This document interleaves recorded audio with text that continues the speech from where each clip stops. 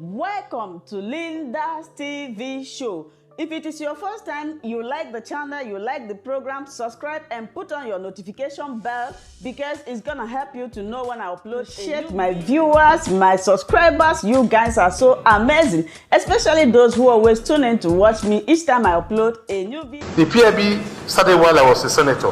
It's a very delicate and controversial subject matter. The content, the details of the PIB bill remains a subject for further analytical dissection.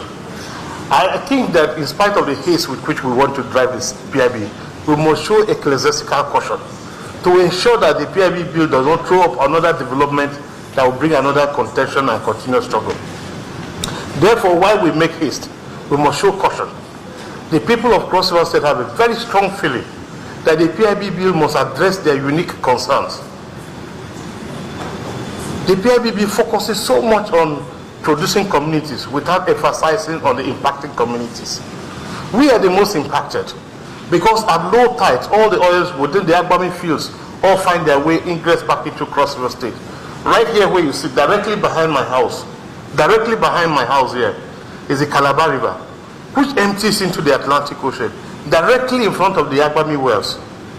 One of those wells is just 36 kilometers from here, 19 nautical miles or thereabout. When there's a spill there, where does it go to? It comes here. Our people depend on fishing. Our state has been completely dislocated from the oil production states. I don't understand on earth how Edo State,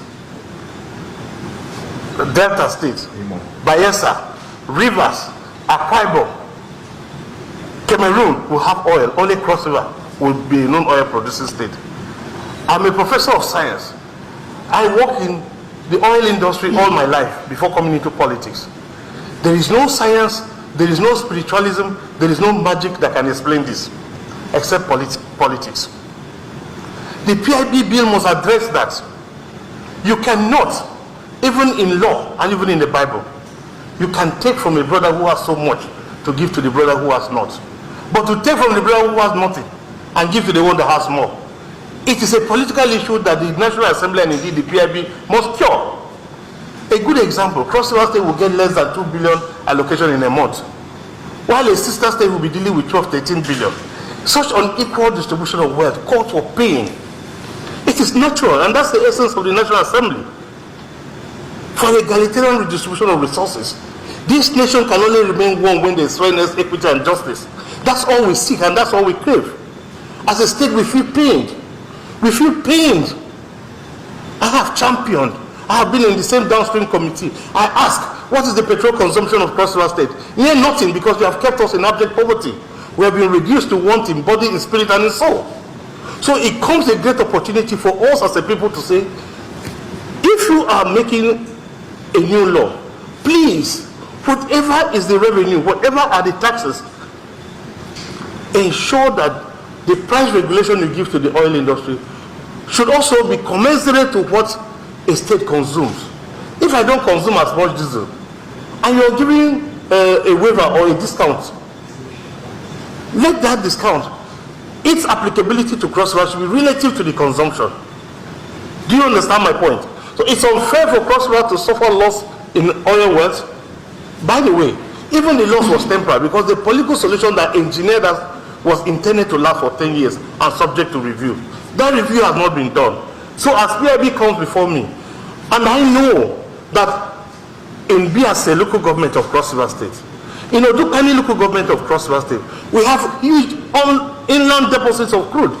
I have done this analysis and have sent a report since 2016 to the president and asked for a discretionary right for the exploration and exploitation of our hydrocarbon anomalies. I have not received a correspondence to date. And this is my core field. I do oil and gas drilling for oil companies. So this is my background. I have also found huge deposits of gas in Ogoja axis, sharing boundaries with Ebonyi. These I have also reported with the geolocations and issued as a report. How does PIB addresses this? And I agree with the chairman. The oil and gas is almost going to be a thing of the past. Technology has become so sophisticated that through hydrogenation process, you can strip hydrogen from water and get that hydrogen to drive electricity. So today in Japan, you can drive cars with water.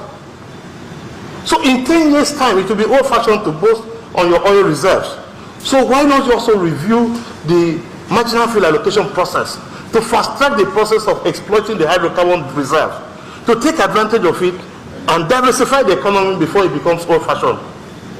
So I agree with the need for us to show some speed in passing the PIB, but I feel that the people of Cross River State, and if you look at the allocation, we are just number 35 out of 36 states in the country, and the only state within the Niger Delta that is assumed to be non-oil producing, yet bears the brunt of oil production. Where is the country? Where is the moral conscience of this country? That one state will earn 1 billion plus, and another state will earn 13 billion. And then you go to 20% derivation, the state gets 0. Then you go to natural resources, the state gets nothing. Ecological fund, the state gets nothing. Where is the country? We deceive ourselves, but whoever thinks he's in power and government, the beauty is that God has made it that for everybody one day you will leave this world. And you will go with that your baseless materialism and carry all those your billions to abyss. Because if you were really human, you can't watch your sister state dying in pain, and you keep on going on as if we don't have a country.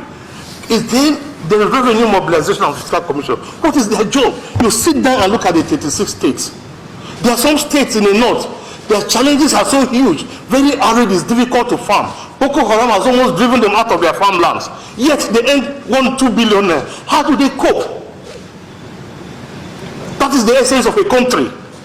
So I don't just speak for Cross River State, I speak for those paying people of Zamfara, people of Yobe State, the likes of Cross River, who are at the bottom of the revenue allocation. That is the role of the National Assembly.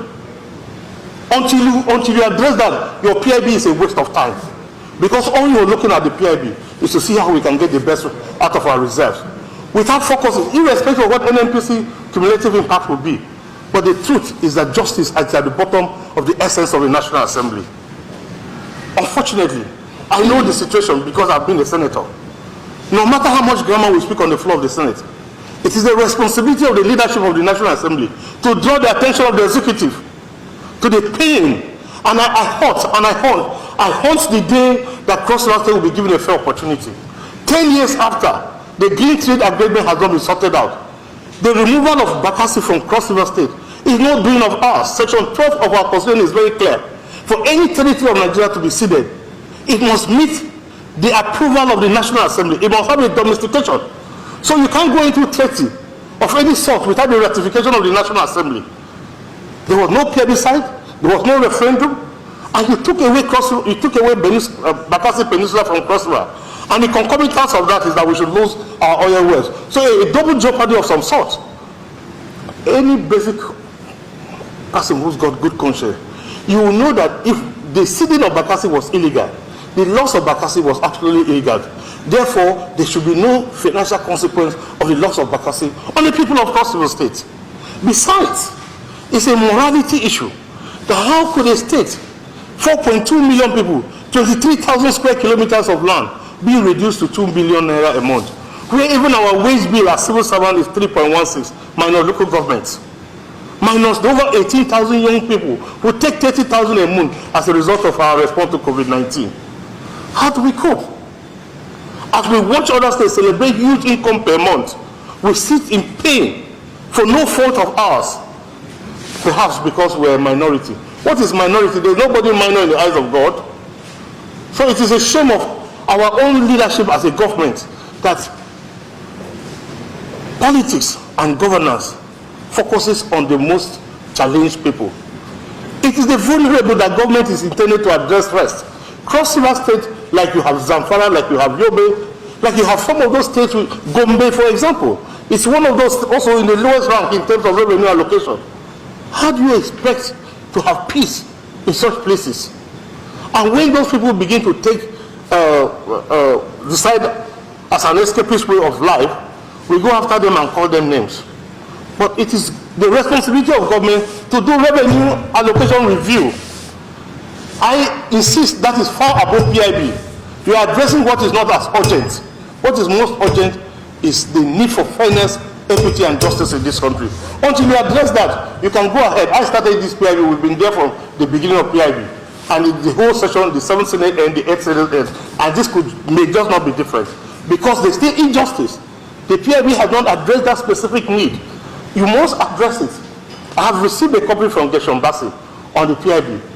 Unfortunately, it's something I've been part of from start. So I know it. I plead with you as chairman. Please, beyond the dictates and of your immediate requirements as a downstream committee chairman, please go beyond it to the issue of the morality and the good consciousness of people to say that what is fair in this country is fair. What is fair is fair. Let us have a review of our revenue allocation formula to provide for those. For example, if I'm not part of 13% derivation, that is the more reason I should be factored in the stabilization account. Not the reason for me to take and say, oh, he has a larger population, give him more money. If it is so, what is he earning from other sources? Let there be some sense of fairness. I'm not asking for too much. I'm just asking to be treated fairly. I'm just asking that as a state, give me opportunity to exploit my hydrocarbon resources. Otherwise, it will get old-fashioned. What does it take to get a discretionary right of approval for me to source a technical partner and develop the hydrocarbon inventory of Cross River State and pay royalty to the federal government? What is difficult in that?